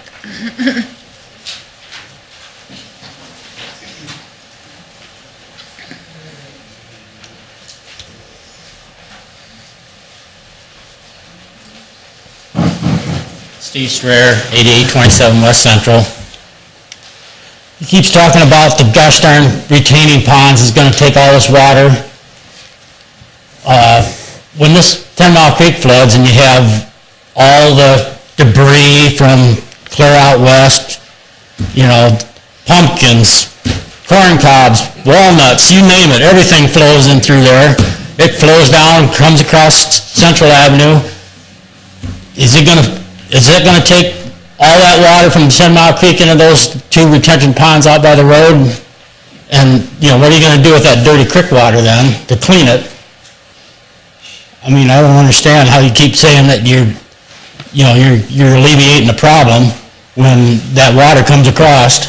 I mean, I just don't understand how those 2 ponds are going to take 10 Mile Creek water that's flowing across her road at an ungodly rate, and then you're supposedly going to meter it out. I don't see it happening. Okay, thank you. Ma'am? Like I said, you have 2 ponds full of dirty creek water with all the debris. Excuse me. Sir? Sir? If you contact a Lucas County engineer and have him get you on the floodplain and people to take care of that, he can answer your questions. We've been trying to get our questions answered for years, and all we get is a runaround. Okay, once again, if you contact a Lucas County engineer, okay? Which fellow? Yeah. Okay, I mean, we've talked to Brian Miller, we've talked to Early, we've talked to the other engineer. Who do we talk to? Because we talked to them all. They won't even come out. For 60 years. You just plug back there, I have now 10 Mile Creek, and I've run big 20-foot log jams that. That's right. If the counties and the municipalities keep the thing clean, it will run just like it ran this year. What's the west got to do with these? You'll disagree, I won't, and you will, and this will go on all night. Well, I asked for a check valve out there on that creek drain because it comes up a foot high when the pressure comes back. And Brian Miller said that's way too expensive. There are just a few houses in there. We don't have to, that doesn't justify that. Still, I don't know them houses. Along with the flood, and as you know, if you ever looked into it, no one's going to dump money into a road widening it until there's so much traffic they have no choice. Same happened out in Route 2. That's been there. We were kids, and that place was a 2-lane highway. And look at it now, because they had to do it. Same with Central Avenue, widening it. Any other road. They're not going to widen it because, well, I think it's going to be bad. They're going to widen it when they have to. And that's the only time they're going to do it. Which is soon. Ma'am, you had a comment. My name is Barb Bondi, 8649 Mancy, and my son James, in regards to opening Mancy and the barriers, he spoke to Mike Farlick, is the name of the gentleman, the fire chief at the department, and he said he will not allow any barriers. So I would request, if he's proposing barriers and the fire chief is saying he won't allow any barriers of any type, that be resolved as not opening up Mancy, considering another route. And in addition, if everybody's having all these problems with the flooding right now and can't get resolution to it, if in fact his plans don't work out the way they're supposed to, and if they don't keep the creeks cleaned out, what is the recourse or the route that our neighborhood is going to be able to go to help us get some resolution in the event that we have all these water issues still and it's not resolved? So if you could let us know that. Okay, thank you. Anybody else before we resume discussion? I just wanted to ask if you guys would post your land use plan of 2007 update on your website so we could have access to that? Because you said it wasn't posted anywhere? I don't believe it is. You could ask Daryl. I don't know if it's on there or not. Yeah, we can get it on there. Okay. Okay, I think it is up to us. Daryl, do you have anything to offer before we Well, I wade just into this? wanted to mention regarding Mancy, well, and all those streets around there, they're stub streets, they're not cul-de-sacs. The whole purpose of a stub street is so that as development progresses beyond that present location, those stub streets will connect into, just as we have this one here, stub street, that'll connect to whatever in the future develops on this site.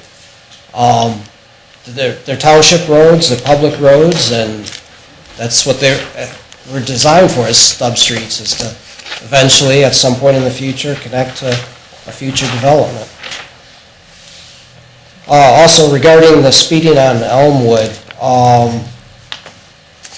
you can contact in fact, I can even do this tomorrow, contact the Township Police Department.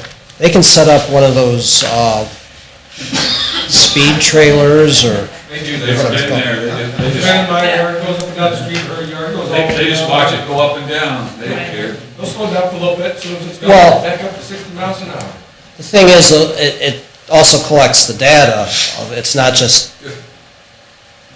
flashing your speed to the motorist. It's collecting the data of the speed that the motorists are going, and if the police department feels that further action is required, then they'll pursue that. Stop signs, whatever. Yeah, okay. Our issue, however, is land use. We have been asked by basically the owner of the property and their designee to have the property rezoned. And the question before us is, this is an appropriate use of the land in terms of forwarding our recommendation to the trustees. Gentlemen, do you have any comments or feelings about this subject? The density for where it is, I think, is a little too high. How many acres was the 166 in Perrysburg, Briarfield Cove? 25.6 acres. So The density was about 7.5 units per acre. So denser than this? Yes. But in a city zone district.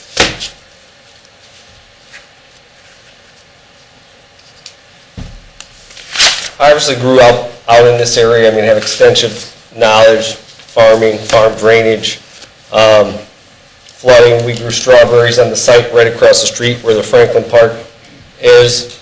That's a swamp. It flooded all the time back in the 80s. Is this good farm ground? No. I mean, The farmer who does it will tell you that. It's not productive, it's very sandy. But my question is, a 10-foot deep pond on sand, how are you lining this thing? You need clay. It's a water table pond. Wherever the water table is, That's where the level of water is.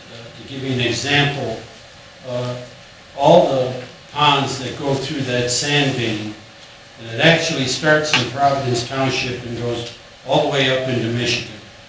It's created by the glaciers. All those ponds are water table ponds. Tremor, Stone Oaks, any one of them that you go through there, they're all just fluctuated by the water table.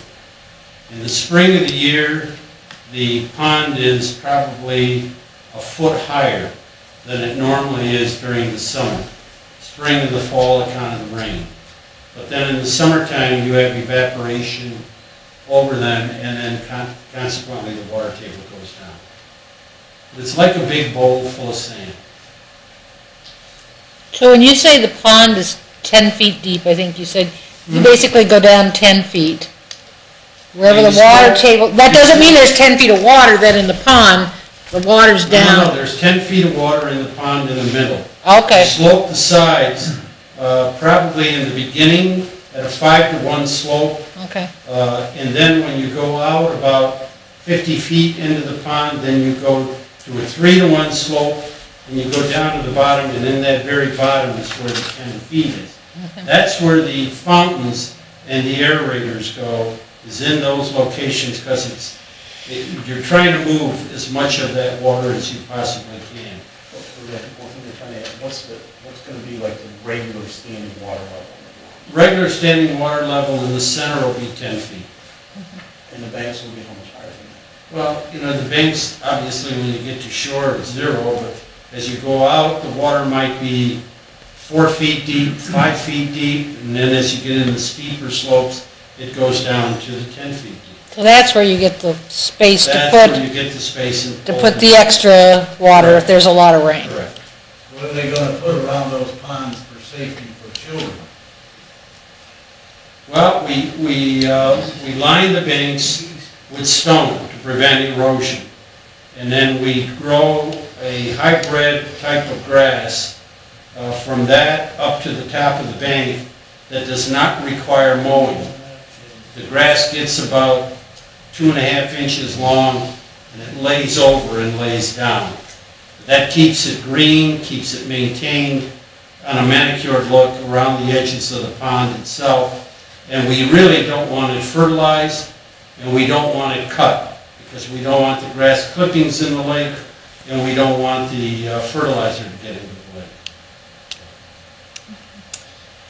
Other questions, comments from the gentleman here?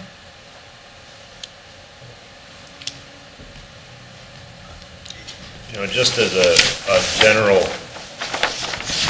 overview, you know, and this is always the challenge in charge of this board, is that you kind of have two issues. You have one, does it really make sense with respect to land use, which that's what we've been asked to do. With land use, does it make sense? And then the second part of it is you have all these other issues. And that is always a challenge for us, because we hear those real concerns and those issues, and I think they've been addressed fairly well. But you know, traffic on Central Avenue, that's something you can't get around being a concern. Again, it was mentioned that that's ODOT. We can't change that. This board can't, Darrell can't. Unfortunately, all of you in the crowd, we can't control it. We don't have that power. And I think, maybe it was you that said, it's probably not going to get changed until it gets really bad and we get the attention of the state to do so. So my concerns in talking with a few of the neighbors, and a couple of things that continued to come up, was the traffic and also the flooding and 10 Mile Creek and the drainage. I'm not a farmer, I don't know drainage, and I'm not a developer or a county engineer. what we have to, on this board, rely on is the fact that they've got to jump through 47 hoops to be able to have this project a go. So with, for us, I know that's always a challenge. I mean, does it make sense to have something commercial up front blended into a more residential in the back? There are a lot worse projects that could end up in folks' backyards. So this one's a tough one. The 100-year floodplain, once you start building into it, you have to jump through so many hoops in order to make it correct, and that's why they have so much regulation on it, because you can't interfere with that. And according to what I've read from the Lucas County engineer, I was really interested in that, because I knew, look at the floodplain. They have to, that they'll force them to do everything. They can't. Yeah, but ask the people in Bridge Creek that. Pardon me? Bridge Creek. They were in the 100-year floodplain, and the Channel 11 news van was under 2 feet of water. There was water on their garage doors. So, this same board says, well, it's not, was that a good land use for that land? No. But that was before us. So now, we're reading the 07 plan, giving us warnings that have been there a long time, but things were booming. I think our previous zoning administrator called that the Wild West, the days of the Wild West. Things were getting zoned. Bob's been here. Things were just getting pushed through zoning. No one was coming to meetings because it didn't care. It was all farm ground. Well, guess what? We have to start somewhere saying, okay, put the brakes on. And obviously the county wants this. It's money. The township needs it. It's money. And I'm not blaming Darryl. His hours got cut. Things were slow. He's here 3 days a week. Would I like to see him here 5 days a week working on some things? Sure. Do projects like this that bring money in allow that? Sure. But what does it do to all of us and some of you that will be affected by filling this in? If you live west of Centennial, you'll be affected by not just this, future growth. And the plan kind of clearly states that. Everybody knows I'm not against growth. We were here months ago, we voted in 2 apartment complexes on McCord Road. What's the difference? McCord Road just had drainage, sewer, and road improvements before we voted that in. And I would say the developer waited for those, owned the land for 15 years on McCord, and then brought that to us. Am I proposing these guys have to wait that long? No. But if we slow this down, the state already has an issue there. They know it. And they're bubblegum some of the drainage issues they're having in front of Central Trucks. They widened it. The berm of the road is breaking away. What they do, they graded it, and they made a surface drain right into that catch base. No erosion mat, no anything. So the engineers can tell me these 47 stipulations of erosion barrier around these ponds. Water side goes in next to my place. Bob lives there. He didn't develop it, obviously. No erosion mat went in around that. The ditch fills in. Mr. Kyle knows that. The county finally just cleaned it, but all of that erosion from the development that went bankrupt filled the ditch. So I've seen these issues, and like I said, we own land. We're on both sides of this. Trust me, I'm not anti-growth. It's got to be controlled and slowed and really looked at. I've talked with the trustees. I think we're looking at this $3 million proposal for the 10 Mile Creek. I hope we have the benefit now of gaining some knowledge with having Crandall as a trustee, a former county engineer. But when I hear Keith Early giving the presentation on the 10 Mile Creek project, and he says half the problem where the Prairie Ditch meets the 10 Mile Creek, it's all clay. That's why we're getting the flooding. Walt Kyle will tell you that's his farm. It's all sand. This site is all sand. There's a high water table That's why there's flooding. The water table ponds, yes, they make sense. That's why the water can't get in through the sand in the ground, because the water table is high. The subdivision behind is at least 3 feet higher than your existing grade. It's 5. Yeah, in my calculations, you need 3.7 feet of fill. That's just for your floodplain section. That makes you legal. But the whole site will have to meet their existing grade. Then, of course, they don't flood. They raise everything, but then everything in that hole from Chrissy to you then will have to meet that grade. Obviously, there won't be any filling in the back end. We will only be filling in that portion of the floodplain behind the 400 feet. But the existing grade is right now at around 666.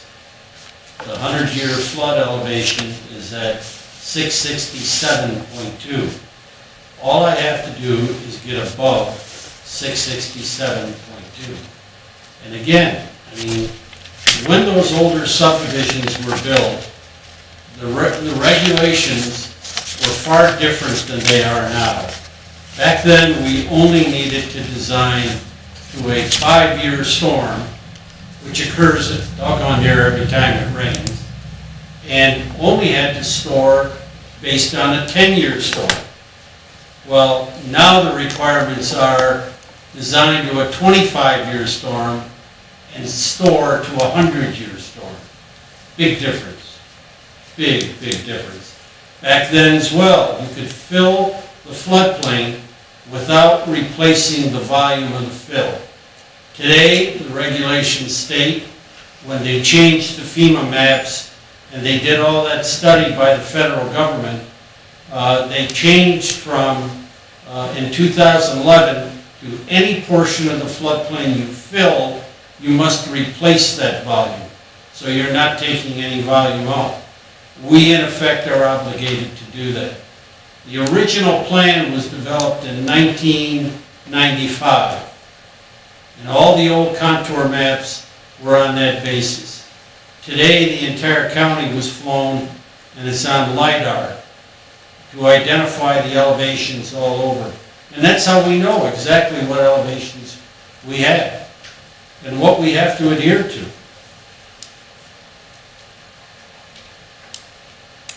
Other comments, questions? It sounds to me that we've got a lot bigger issue, and that is 10 Mile Creek needs to flow. Yeah, 10 Mile Creek is... That's the big issue. I just have a question. Who cleans the creek? Because just east of Her Road, like I said, I'll wait till it floods like this right now. It's great kayaking down it. And then I get east of Her Road, and there's a log jam that, you know, I'm telling you, it's like 20 to 30 feet deep. Water ain't going by it. And it's all backing up across Central Avenue, the golf course, and everything. It might be clear out there. When you start getting into this way, there's a lot of... Well, I think that's what this project is supposed to address, right? The one Well, they think so, but the proposed project, I mean, I hate to go into it, but it obviously affects us very much when that's your livelihood. And does developers also who are keeping an eye on this thing. But they want to start behind the new compost facility, which is in a floodplain right by the 10 Mile Creek, but that's another issue. And go all the way to behind Kyle's farm at other side of Her Road.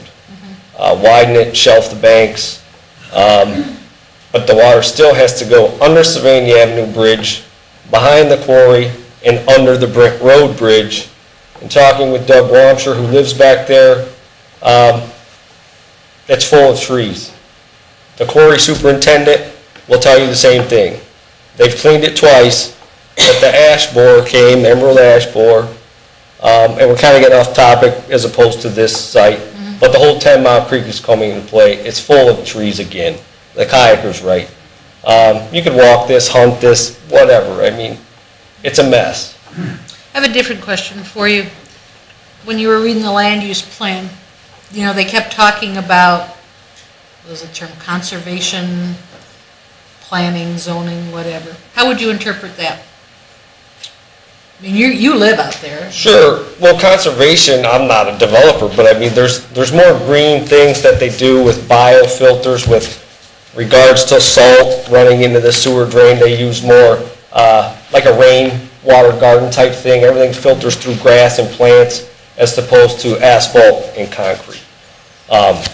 Is what I believe is a conservation type. So would these development. ponds meet some of that, do you think? Not really. What do you think, when they salt this whole thing, where's it all going? I mean, there's no room in design for even snow piles. And if you don't plow snow and you don't design these things, you would never look for that. But I plowed snow at FedEx Freight. They curbed in everything and have retention ponds surrounding the whole thing. And then they put a curb so you can't even get the snow to it. Look, where would you pile snow on it? Granted, this is a crazy year, but there's trees, every open space in there, there's no room. That's just aesthetics, you know what I mean? But those are things that engineers and landscape architects don't pay attention to anymore. Look when you go to Kroger, they pile the snow in the parking lot. They don't really ever plan on places for that stuff to go. You need more open space. I'm in an old building that lost 30 parking spots this winter, and we are so happy it's melted. So, It was a rare year, I will say that, but I mean, when you have a year where the snow doesn't melt between each plowing or clearing, and the township ran into the same issue in our western subdivisions. They had to go and push drifts and move things and take the backhoe out there. So I mean, when you look at these subdivisions, that needs to be taken into account. It is Northwest Ohio, and it does snow, so. we were the #1 in the country. Exactly. We're going to keep this pretty brief. You just had one more comment. Very brief. I respectfully disagree with Tom, because this site, based on a PUD, is required, you can't have any more than 40% site coverage with an impervious surface. That means 60% of the site is, in fact, green open space. Now, an ordinary single-family subdivision where you have lots, streets, driveways, sidewalks, 50% of the site to 60% based on the size of your lots is covered with impervious surface. So this is conservation. Okay, I think we need to bring this to some closure here. We need a motion, and a second, and a vote. Unless anybody has any other thoughts for the good of the order on the commission, from the commission members. I would like to make a motion that at this time, until we get further closure on the cleaning of the 10 Mile Creek and the project that is proposed, that at this time we deny the zoning change. We have a motion to deny the zoning change. Do we have a second for that motion? I'll second. We have a second. So we have a motion and a second to deny the zoning change. Any other conversation? Excuse me, Ms. Simmeline, I believe by procedure, the motion has to be in the affirmative. That's what I was just about to say, yeah. Usually we have the motion to approve it, and then people can vote against it. Would you withdraw your motion, Mr. I will Creaky? withdraw my motion. You will withdraw your second, Mr. King? I will entertain a motion to approve the zoning change. I'll make a motion to approve the zoning change. We'll do this the right way. Mr. Creaky? I will second. And we will have a second for Mr. King to approve the zoning change. Now, any additional comments before we do the up or down vote? Irrespective of how the zoning commission works, it now will go to the trustees, and they will have the final decision. Any other comments or questions? We have a motion to approve the zoning change. Call the roll, please. Mr. Creaky? No. Mr. King? No. Mr. Sabo? Yes. Mrs. Simmeline? Yes. Mr. Epstein? Yes. Thank you.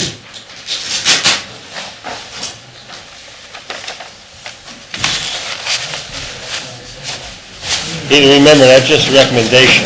Trustees Now- are the final vote. We are not done yet. We have another item of business. You're welcome to stay or go enjoy what's left of the evening. The motion carried.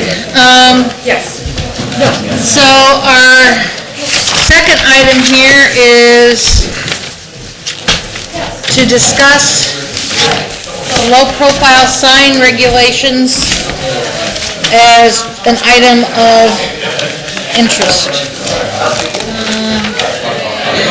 Here, let's give this to Val so she can keep it for the record. Any of the things people gave us, did you get copies of all of that, Val, for the record? Did you get copies of everything that was given us for the record? Did you get that letter from Mr. Lublin? Too? Here, you can say that one. Okay, yeah, I scribbled all over mine. Okay. So here I was relying on our sign guy to be here, Our sign guy's not and he's here. not here. Okay. See a sign guy. Yeah, I say we... he owns Harmon Sign, doesn't he? What's that phrase, defer to the next meeting? No.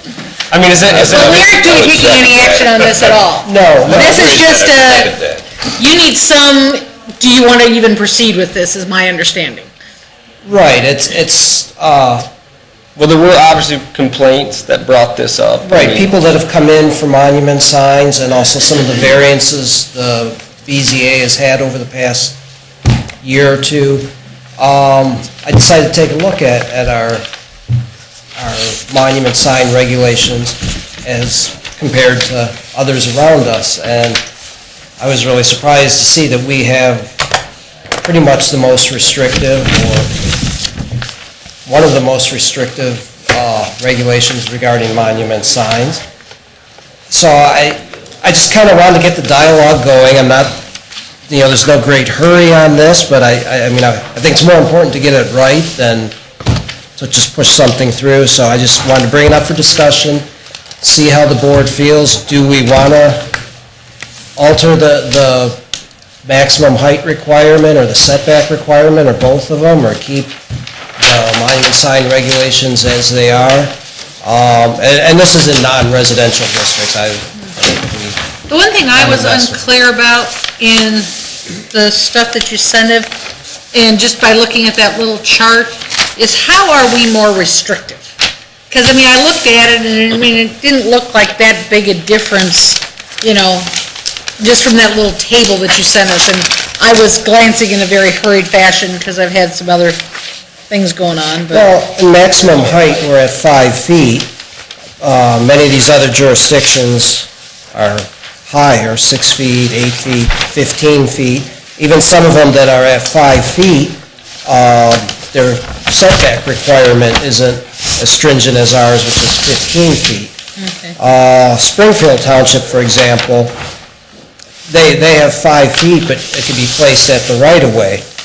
And then they have, which I like this, I like the flexibility of this, that the maximum height may increase at a rate of 3 inches per 1 foot of setback from the right-of-way up to a maximum height of 10 feet.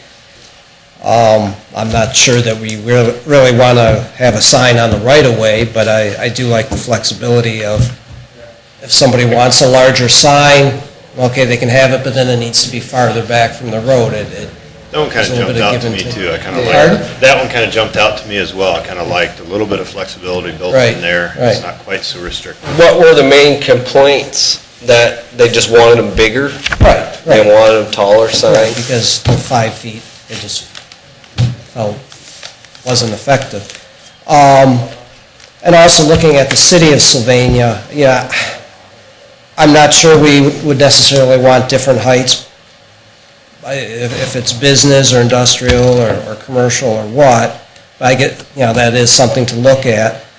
But the fact that Monroe Street is such a jagged border, one property's in the township, the guy next door could be in the city of Sylvania, or somebody across the street is in the city.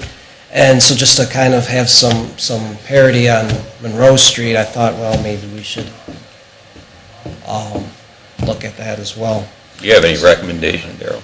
Not at this time. I just, like I said, I kind of just want to get the Sure. discussion going, see, There's places like Hilton Head you go to, and they're very strict on some of these things, so that everybody's sign Right. is the same. They're only 5 foot.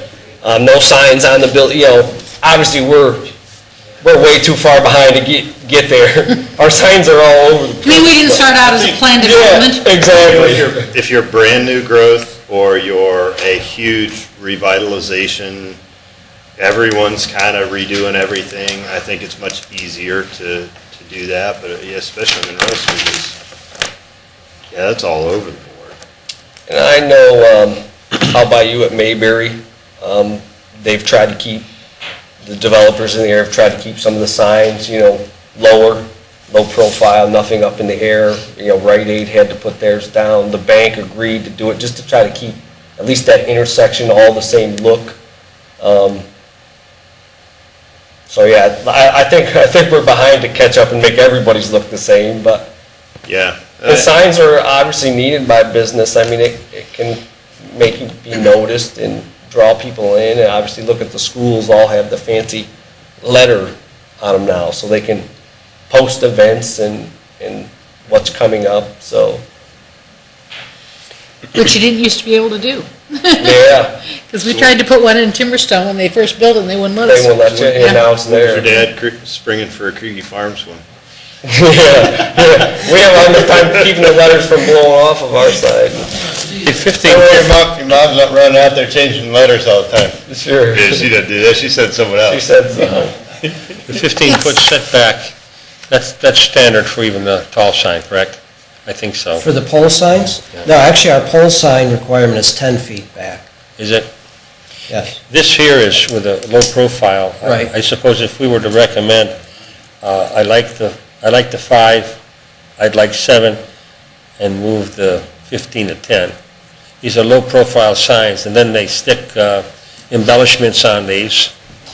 And do you count the embellishment? I don't think it is. I don't recall Don't counting the think so. embellishment.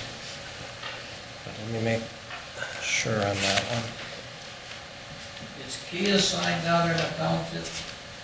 Yes, That thing's too bright. that's a pole Right sign. side.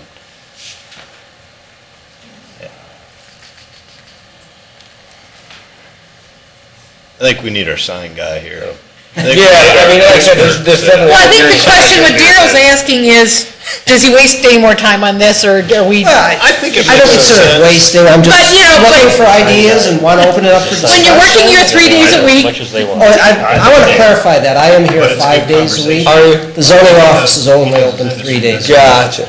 The other I'm sorry two- if I The other 2 misspoke. days, I'm on the road or playing catch-up. yeah, but you've got a 5-day-a-week job. Yes. Sure. So good. Well, thank you. But I'm thank you sorry. anyways. No. Glad to hear you're full-time. Well, it sounds to me like we're all saying, take a look at it, come up with some ideas that we could talk about some more. This gives us a place to start. Good to have Jeff. Yeah. Yeah, let's get Jim in here and see what he kind of noticed in the industry, Yeah. what he's seeing, so. The reason I This is said, your homework assignment for the next month. Yeah, thanks. the reason I said 10-foot setback instead of 15. Jeff, sorry, why don't you call him Because Jim? on corner lots, you have a 30-foot triangle that nothing Okay. can go in. But outside of that, low-profile sign won't affect the visibility. But those are some ideas you can throw around, see what's going on out there, and see what's working in some of the other townships. Well, I This did- is not, there's no urgency to this. No, I'd rather get it right than Yeah. get it quick. I did speak to my counterpart in Springfield Township about, their sign regulation here, and, yeah, he really likes that with the flexibility of you can have a larger sign, but it has to be farther back from the right-of-way. He says that's worked out well for them. Any other things on signs? We did not have a short meeting this week. Clarify for me, when the project goes to the trustees, now, how many votes do they need, like, to override or approve? 2. Two? We were back to that, okay. If we turned it down, they would need a unanimous to approve. Is that No. No, they that- changed was that, that's what I changed. thought. It's- Okay. Yeah. It's majority. So either way, it would have been majority. Whether Right. we had turned it down, a majority could have overturned it. If we approve it, a majority can approve Right. it. So nothing changes for them with our action here tonight. No. In terms of the project moving forward. So whether we'd approved it or not approved it, two trustees, It'll take two to pass. it'll take two to let it go through. Just so we're all clear on what, so basically, it's their And problem. that will be on May Yeah. May 6th. When was that changed to have it only be two instead of all three? It's like 4 years, 5 years ago. I was going to say, that was, Just wondering, and who Yeah. changed it? I don't know if Tim initiated that or where that came from, but yeah, it was probably 3 or 4. And would it be up to this board to change it back, or the trustees? Trustees. I think it's a trustee. Well, yeah, ultimately the trustees, and any change in our resolution, Comes to them. I mean, it would come before this board, but the ultimate decision would be the trustees. Yeah. Yeah, I remember, because it used to have to take 3 to overturn, Right. majority to approve what we'd approved, but I knew they had changed it. So it's really the same whether we approved or disapproved. That's what I thought. We just haven't really been in this situation in a long time, so I wanted to refresh my memory. Anything else for the good of the order before we adjourn? Do we have a meeting next month? Well- Or don't we know? Well, unless we want to continue discussing monument signs, If you have enough stuff and you want to, we can and if, probably make a meeting. That will be your call. and if our sign board member can make it. Okay. I mean, Yeah, if I could get his name right, maybe we'll get him here. He's probably listening right now. Yeah, I'm that's sure. right. I'm sure. The public is, they can listen live, right? Or is this recorded and put up? They can listen How about a live. motion to adjourn? Motion to adjourn. I have a question. Wait a minute, okay. Were we going to get new zoning books? Has there been any changes since the The last township township zoning resolution or the land use? resolution? The land use plan's the same. There's probably been a few, how old is yours? Your copy? It's on a stone tablet. Mine would be old.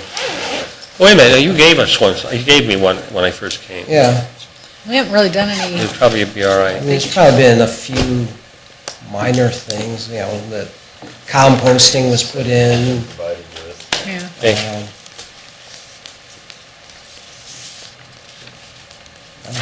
We can get you new, it's online as well. yeah, I probably have it, right, I'm just curious. I can't think of anything major that's changed.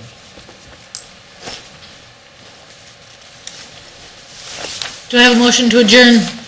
So moved. I think I heard a motion and a second, didn't you? We will say the motion came from Mr. Epstein and Mr. King seconded the motion to adjourn. Call the roll, please. Mr. King, Yes. Mr. Epstein, Yes. Mr. Sabo, Yes? Mrs. Maloney, Yes. Mr. Creedy. Yes. That's true. It's a fun one.